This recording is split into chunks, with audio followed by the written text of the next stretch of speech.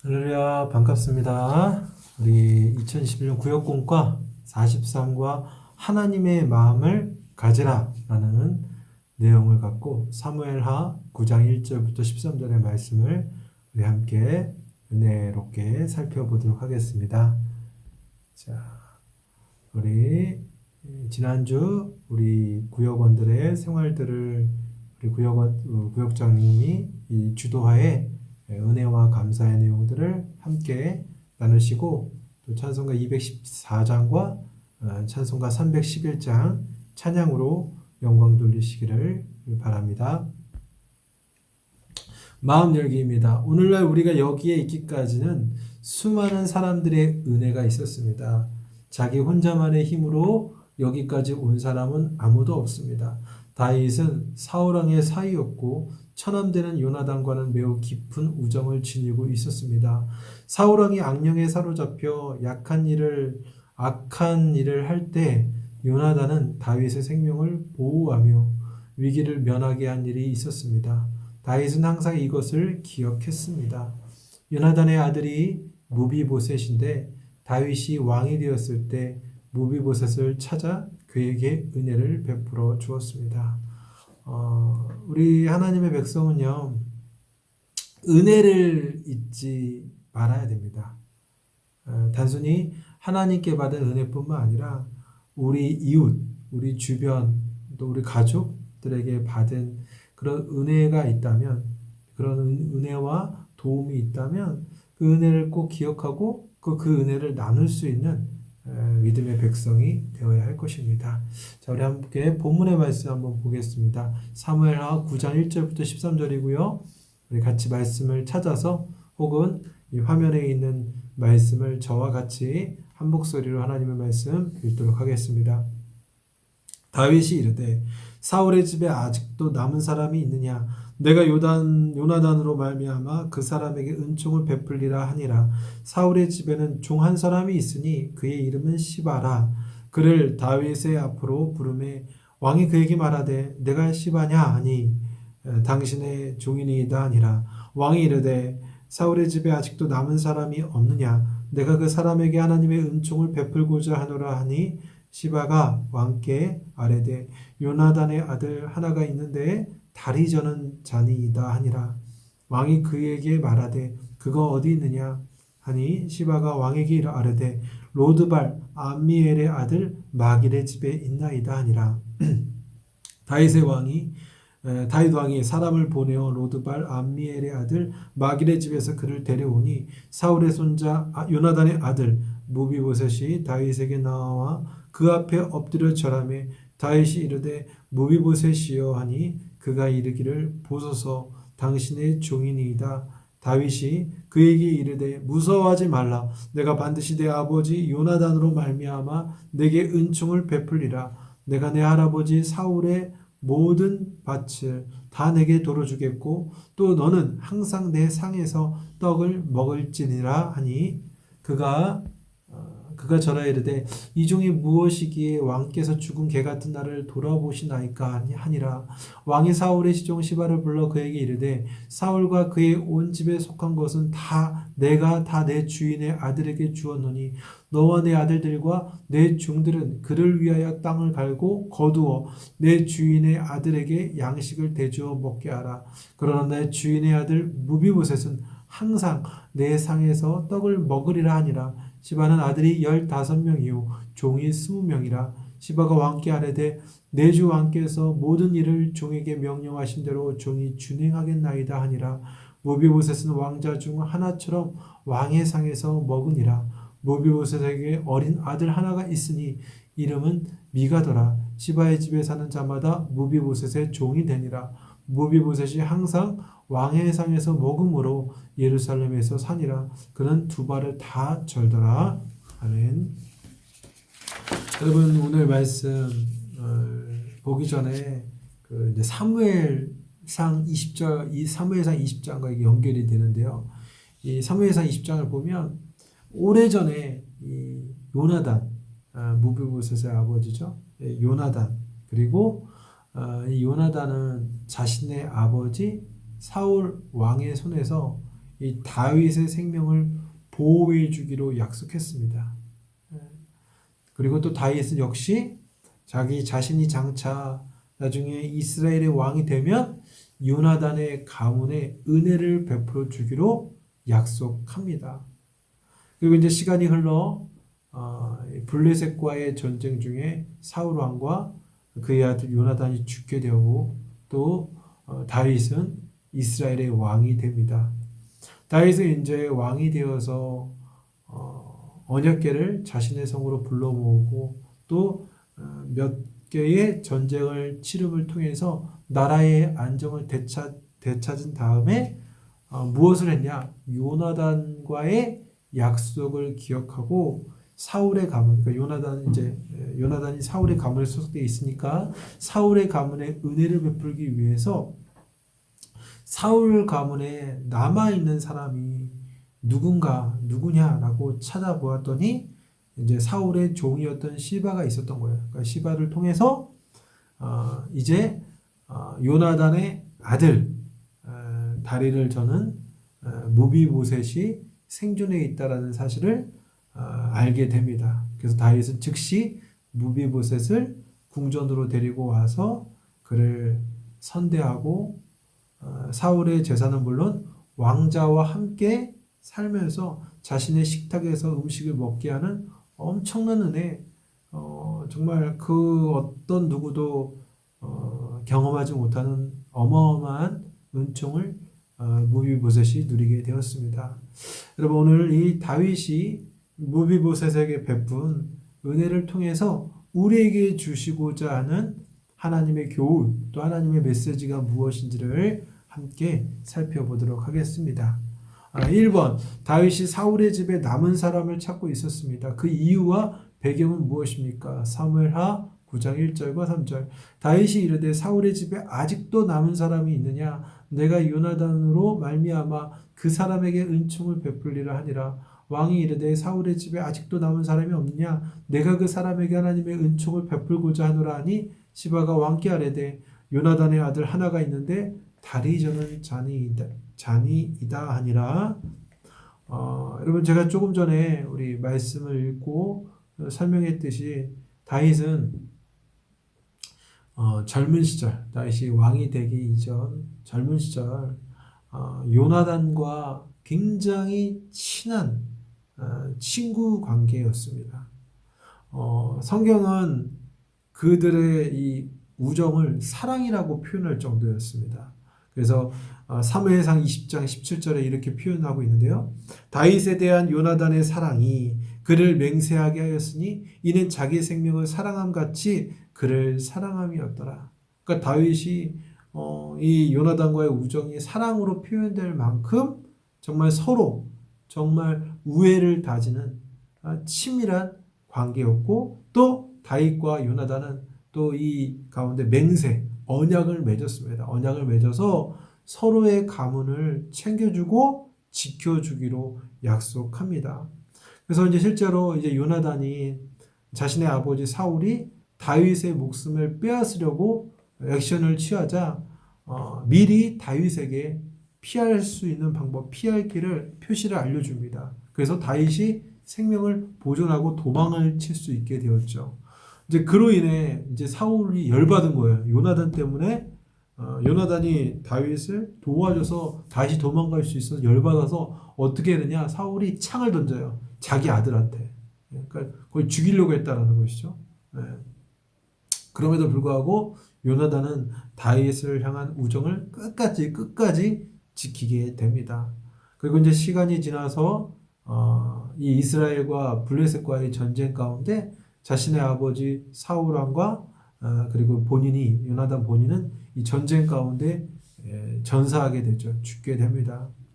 다윗은 이 요나단의 죽음을 무척이나 슬퍼했고 또 이 요나단을 통해서 자신이 목숨을 건진 것과 또 요나단과 함께 맺은 맹세, 그 약속도 기억했습니다. 그래서 그 약속을 지키고자 사울의 가문에 살아있는 사람을 찾으라, 샅샅이 찾았다라는 거예요. 그러니까 9장 1절에도 그렇고 9장 사무엘하 9장 1절과 3절에 보니까 똑같은 말을 두 번 반복하죠. 사울의 집에 아직도 남은 사람이 있느냐? 사울의 집에 아직도 남은 사람이 없느냐? 계속 찾습니다. 계속 간절하게 찾죠. 그러니까 다윗은 한마디로 자신이 받은 그 은혜를 기억하는 자였어요. 그러니까 여러분 어떤 사람은 은혜를 받았음에도 그 은혜를 기억 못하는 망각하는 사람이 있잖아요. 덮어놓고 내가 언제 그런 걸 내가 받았냐 이런 사람도 있잖아요. 오리발 내미는 사람이 있잖아요. 근데 다윗은요 자신이 정말 그 어려웠던 시절 목숨을 건지고 구원의 은총과 은혜를 받은 그 기억, 요나단을 통해서 받았던 그 기억을 하나도 잊지 않고 왕이 되어서도 잊지 않고 그 약속을 기억해내고 또 그 약속을 지켜내었던 사람이었다는 것입니다. 자, 2번 다윗에게 발견된 요나단의 아들 무비보셋은 어떤 사람이었습니까? 사무엘하 9장 3절 6절 왕이 이르되 사울의 집에 아직도 남은 사람이 없느냐 내가 그 사람에게 하나님의 은총을 베풀고자 하노라 하니 시바가 왕께 아뢰되 요나단의 아들 하나가 있는데 다리 저는 자니이다 아니라 왕이 이르되 사울의 집에 아직도 남은 사람이 없느냐 내가 그 사람에게 하나님의 제가 똑같은 말씀을 올려놨습니다. 죄송하고요. 6절의 말씀 제가 또 읽어보겠습니다. 사울의 손자 요나단의 아들 무비보셋이 다윗에게 나와 그 앞에 엎드려 절하매 다윗이 이르되 무비보셋이여 하니 그가 이르기를 보소서 당신의 종이니이다. 여러분 이 말씀 수정되어야 됩니다. 여러분 말씀이 다르다라는 거 기억하세요. 여러분 무비보셋은 사울의 손자이고 요나단의 아들이었습니다. 여러분 다윗의 입장으로 볼 때 이 원수와 같은 그저 자신을 죽이려고 15년 약 15년 동안 자신을 죽이려고 이스라엘의 군사력을 동원해서 정말 코앞까지 쫓아와서 죽이려고 했던 이 사울왕. 그러니까 원수잖아요, 원수. 다윗에게 있어서 원수예요. 근데 이 원수의 직계혈족이 바로 무비보셋입니다. 그래서 이제 무비보셋은 알죠. 자신의 가문이 다윗 왕가와 원수라는 거. 그러니까 어떻게 합니까? 산골에서 죽은 듯이 숨어 지내며 살고 있었죠. 더욱이 그는 다리를 저는 장애인이었어요. 그러니까 한쪽 다리만 저는 게 아니라 두 쪽 다, 두 다리 모두, 그러니까 중증 장애인이었죠. 모세 율법을 보면 신체의 결함이 있는 사람은 부정한 자로 간주되었습니다. 그러니까 이것이 단순히 율법 안에 있을 뿐만 아니라 율법의 내용뿐만 아니라 고대 사회의 전반적인 장애인에 대한 보편적인 인식이었어요. 부정한 자, 인정하지 않았고 숨기려고 했고 오늘날 그 완전히 정반대였죠.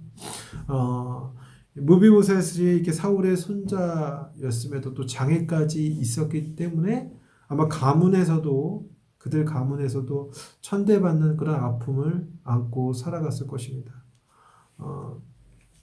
여러분 성도는요, 바로 우리 사회 안에 있는 이런 약자들에 대한 관심이 있어야 돼요. 여러분 그 사회가 성숙하다라는 게 무엇이냐면 잘 살고 잘 먹고 사는 게 아니라 사회적 약자를 얼마나 돌보고 있느냐, 그것이 바로 좋은 나라요, 좋은 국가라는 것이죠. 여러분 하나님께서는 약자를 돌보시는 분입니다. 그리고 그 약자를 돌보시는 손으로서 누구를 사용하느냐? 바로 하나님을 믿는 백성들을 사용하셔요. 그러니까 즉 여러분들은 무엇입니까? 바로 여러분들이 하나님의 도움의 손이 된다라는 것이죠. 여러분 손은 멈추지 않아요. 여러분 계속 하루 종일 손 움직이잖아요. 잘 때 빼고 계속 손이 움직이잖아요. 부지런히. 여러분 그 말은 무엇입니까? 하나님의 손이 여러분들이 우리 주변의 어려운 이웃들을 부지런히 돌봐야 된다는 것이죠. 하나님의 손으로서 우리가 하나님의 일을 돕고 섬기는 마음으로 여러분 하나님의 손이 되어주는 것이 곧 하나님의 사랑과 이웃 사랑이 연결된다라는 사실을 기억하시기를 바랍니다. 자, 3번입니다. 다윗이 무비보셋에게 베푼 은총은 무엇입니까? 사무엘하 9장 7절입니다. 다윗이 그에게 이르되 무서워하지 말라. 내가 반드시 내 아버지 요나단으로 말미암아 내게 은총을 베풀리라. 내가 내 할아버지 사울의 모든 밭을 다 내게 도로 주겠고 또 너는 항상 내 상에서 떡을 먹을지니라 하니. 조금 전에도 얘기했지만 여러분 고대 사회에서의 보편적인 것, 패망한 왕조. 그러니까 원래 왕조가 있었는데 다른 왕조를 통해서 패망하게 됐어요. 그 패망한 왕조는 어떻게 될 것 같아요, 여러분? 전부 죽입니다. 그것이 일반적인 관습이었어요. 그럼에도 불구하고 다윗은요 어떻게 합니까? 사울의 손자요 요나단의 아들 무비보셋에게 은총을 베풉니다. 은총.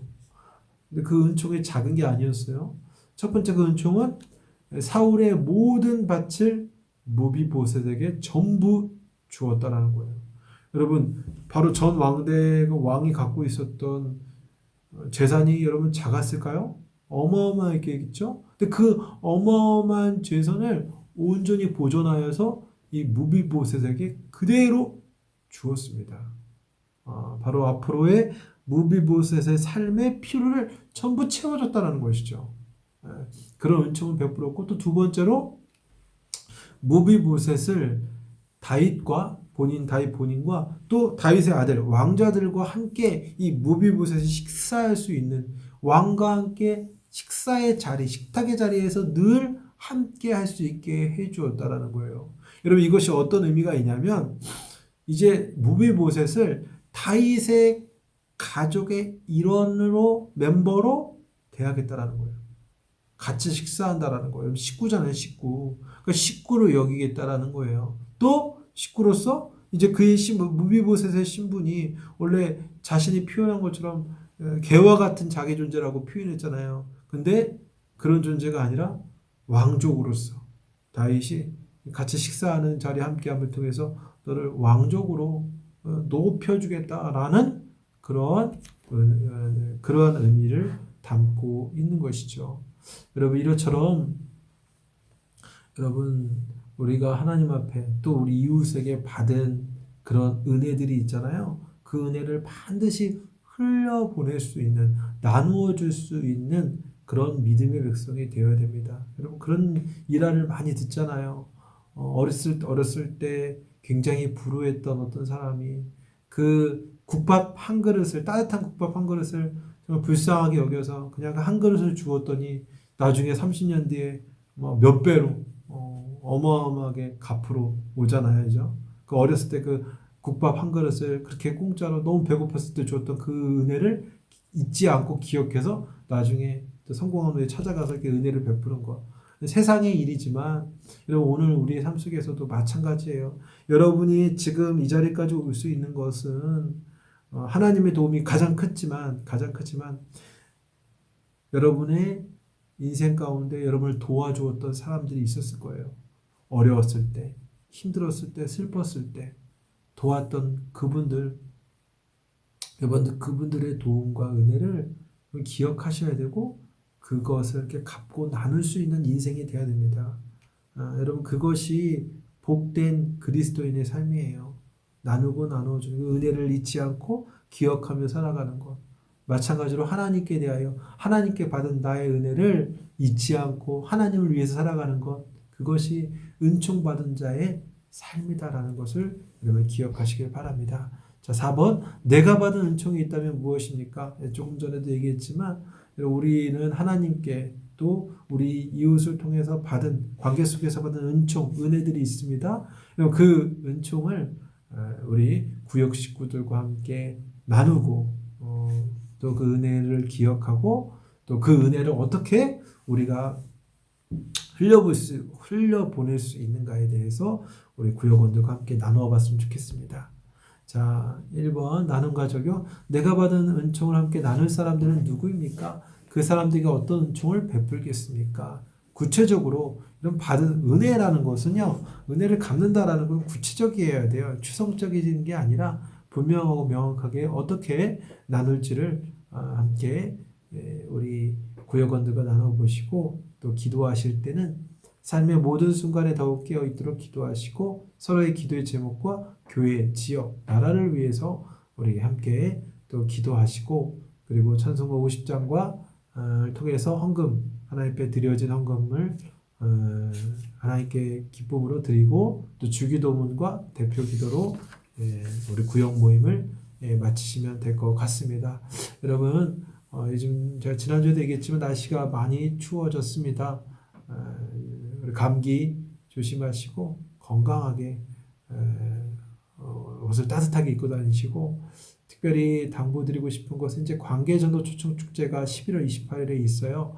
여러분 이미 이전부터 나와 관계를 맺었던 우리 주변의 불신자들 혹은 우리 가족 친척 중에 아직 예수의 복음을 듣지 못한 이들이 있다면 여러분 이들을 위해서 우리 한 달 정도 남았으니까 집중적으로 기도하고 초청할 수 있는 그런 시간 한 달을 보냈으면 좋을 것 같습니다. 한 주간도 믿음 안에서 승리하시고 또 다음 주에 구역 공가로 찾아뵙겠습니다. 감사합니다. 샬롬.